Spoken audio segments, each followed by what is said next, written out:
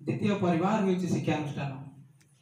जड़े विद्यार्थी निज घर को छाड़देवे जदि आउ के अधिक समय बिताए से होउछि शिक्षानुष्ठान।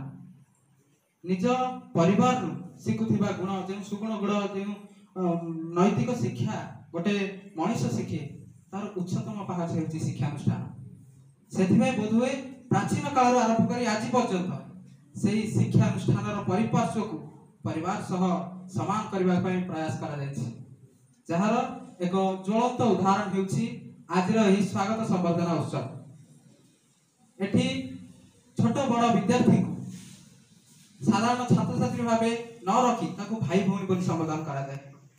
एठी थिबा गुरुजन मानकु केवल शिक्षादाता वा शिक्षक रूपे न रखी ताको पितामाता रूपे तुलना करा जाय।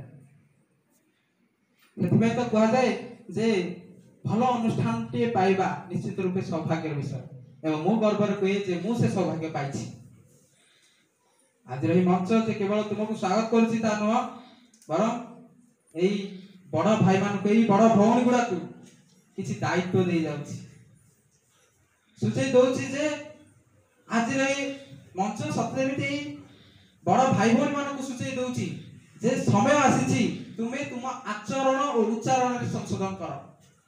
समय आसी तुमे तुम व्यवहार रे परिवर्तन कर काहे ना तुमको अनुकरण करी तुमको देखी से सान भाई भौणी गुडा को शिखुचंती।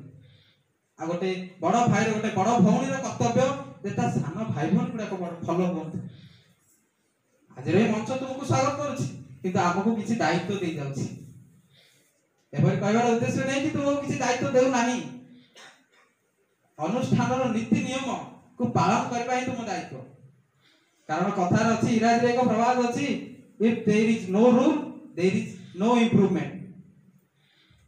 तेणु अनुष्ठानर नीति नियम को पालन करबा होछि तुम दायित्व। विभागर रीति नीति परंपरा को बजाय रखबा होछि तुम कर्तव्य। विभागर सम्मान को उच्चतर करबा होछि तुम धर्म। जदि एही धारणा तुम मान समस्त मन रे जात होई परला त निश्चित रूपे आ विभागर आ अनुष्ठान रो उच्चतम सम्मान पड़ी परिबो। एथे कोन प्रकार संदेह नै।